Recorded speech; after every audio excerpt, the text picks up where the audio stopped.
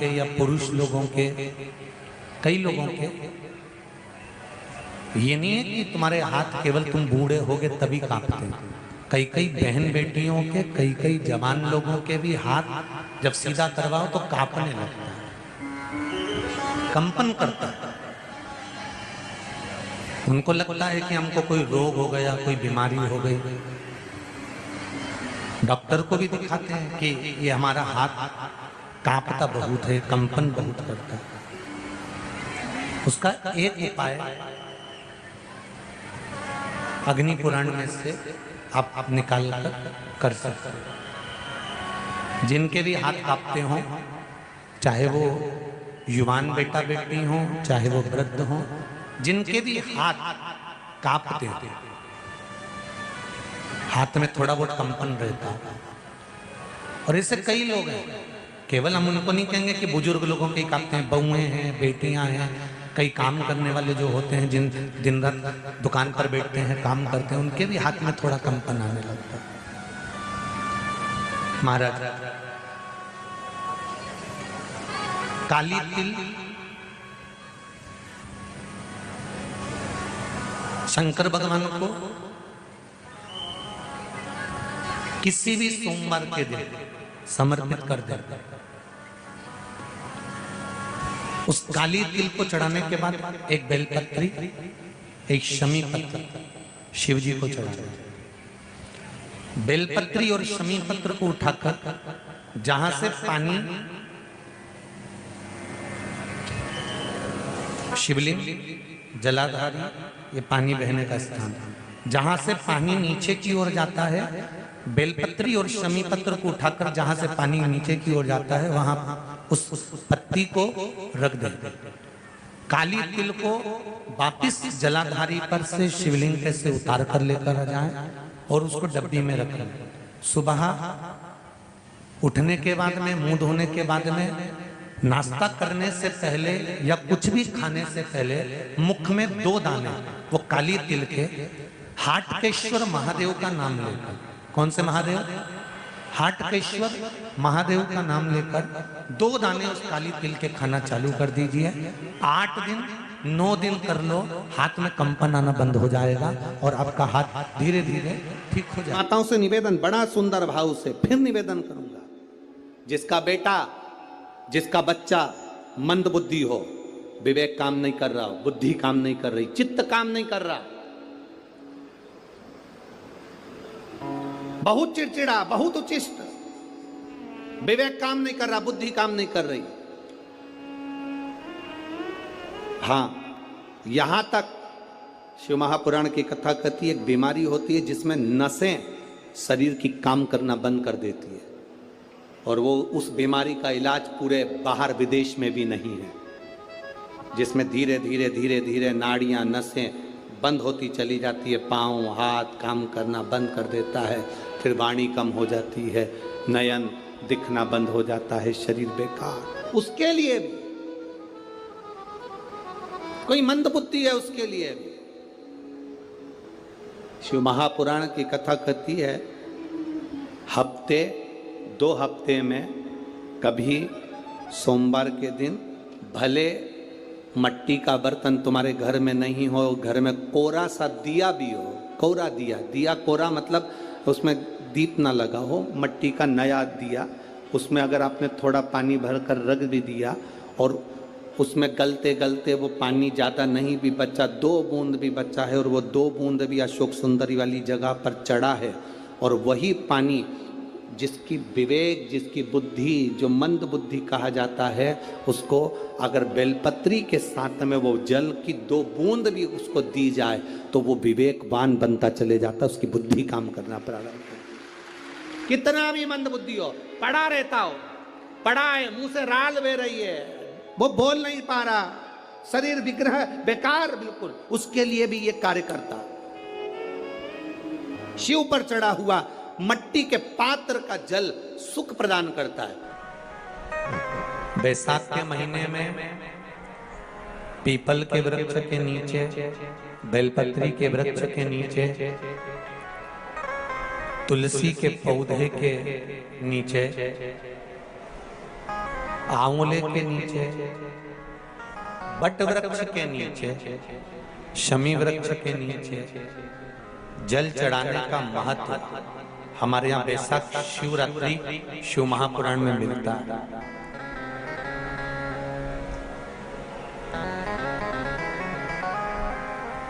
और जल की महत्वता क्या है महाराज? जैसे देवराज ने भगवान शंकर के मंदिर में पहुंचकर मात्र कुछ देर की शिव महापुराण की कथा सुनकर बेलपत्री के वृक्ष के नीचे अपने प्राणों को त्यागा, तो शिव के ही धाम पर चला गया, शंकर के धाम। बैसाख का महीना अगर किसी को एक गिलास पानी भी पिलाने का मौका मिल जाए ना, तो समझ लेना कि ताजी की 100 डुबकी लगा। ये बैसाख का महीना चल रहा है। बैसाख के महीने में मिट्टी के पात्र में जल रखा जाता है और मिट्टी के पात्र का जल शिव जी को समर्पित किया जाता है। बैसाख चरित्र स्कंद पुराण में उठाकर पढ़ना कि आखिर मिट्टी के पात्र का जल बैसाख के महीने में शंकर को क्यों चढ़ाया जाता है। अगर मिट्टी का पात्र भी नहीं हो, तुम्हारे घर में मटका हो, सुरई हो, वो भी नहीं हो, तो एक दिए में मिट्टी के पानी भर लो और वो पानी तांबे के कलश के अंदर जो पानी है उसमें मिला लो। पर मिट्टी का जल शिव जी को क्यों चढ़ाया जाता है? स्कंद पुराण के अंदर बैसाख महत्व में लिखा कि जो अधोगति में मर गया होता है, अचानक मर गया होता है, एक्सीडेंट में मर गया होता है, उसकी जीने की और तमन्ना थी, अचानक कोई बीमारी लग गई और मर गया, कोई बड़ी बीमारी लगने के कारण चला गया, उसको बहुत कुछ करना था पर मर गया, उसके लिए बैसाख महीने में शंकर भगवान को जब हम मिट्टी के पात्र का जल समर्पित करते हैं तो वो जीव तड़पता नहीं है, कहीं भटकता नहीं है। उसको गया में पितरों में मिलाया कि नहीं मिलाया, बद्र विशाल में ब्रह्म कपाली करी कि नहीं करी, कभी पिंडदान, कभी तर्पण तिलांजलि हुई कि नहीं हुई, पर मिट्टी के पात्र का जल बैसाख महीने में शिव जी को चढ़ाया जाता है तो वो जीव कहीं पर भी हो उसकी मुक्ति हो जाती है, उसका मोक्ष हो जाता है। भले एक दिए, अगर आपके पास मिट्टी का मटका नहीं है, आपके पास मटका नहीं, सुराई नहीं, मटकी नहीं, मिट्टी का कोई पात्र नहीं, कोई कारवान नहीं, तो आप दिए के अंदर भी जल भरकर उसको तांबे के लोटे में मिलाकर शिव जी को चढ़ा सकते हो। बैसाख महीने में वो जिस नारी के गर्भ में बच्चा 1-2 महीने का, 4 महीने का किसी का गिर गया हो, बच्चा चले गया 2 महीना, 4 महीना, 6 महीने का समाप्त हो, उसको चढ़ाना चाहिए बैसाख महीने में शिव को।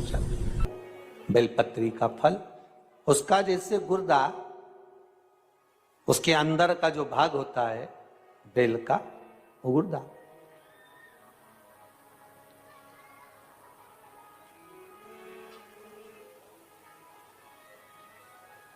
उसको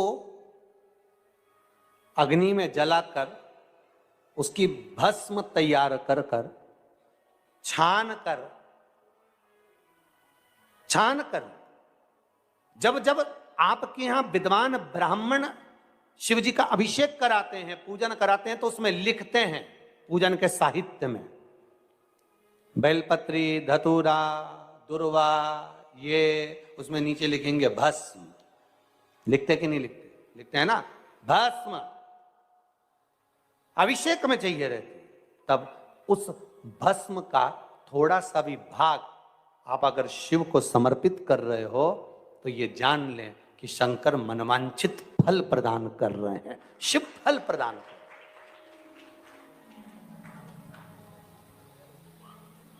महाराज,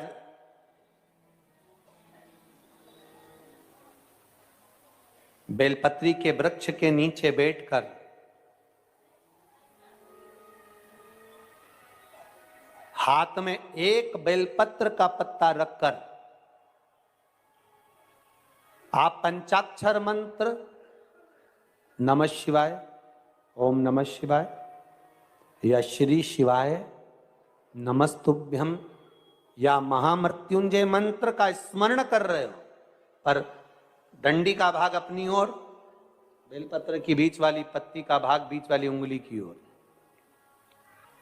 रखकर अगर आप स्मरण कर रहे हैं और अपनी कामना कर कर बेलपत्री के वृक्ष के नीचे बैठकर उस पत्ते को सम्मुख रखकर बाबा से विनय कर कर एकांत में उस बेलपत्री के वृक्ष की छांव में,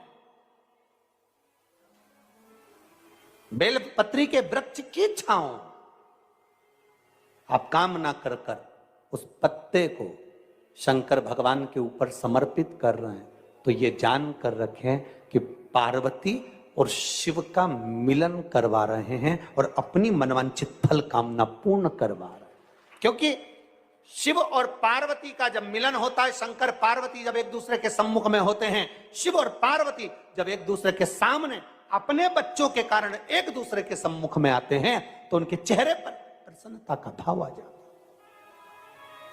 तो फल, मनवांचित फल की कामना आप जिस कामना के लिए कर रहे हो, विवाह के लिए, नौकरी के लिए, सर्विस के लिए, व्यापार के लिए, रोग मुक्ति के लिए, आप जिस कामना से कर रहे हो, बस उससे कहकर कभी सोमवार का दिन हो, क्योंकि शंकर जी को सोम प्रिय है, सोमवार का दिन, चंद्र का वार शिव जी को प्रिय,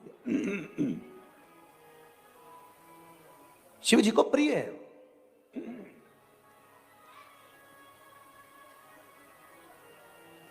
किसी ने पूछा, गुरुजी शिव जी की प्रियता चंद्र में? हां, क्योंकि चंद्र शीतल है, शंकर भगवान के कंठ पर विष है, शीतलता का भाव अच्छा लगता है। शंकर भगवान को इसलिए कहते भोले, भोले को भोला पसंद है। आप जितने भोले रहेंगे, दुनिया के लोग भले आपको मूर्ख कहें, पगला कहें, भोला कहें, पर आप शंकर के प्रिय हो। ज्यादा हमें चतुर नहीं बनना। क्या करें चतुर बन के?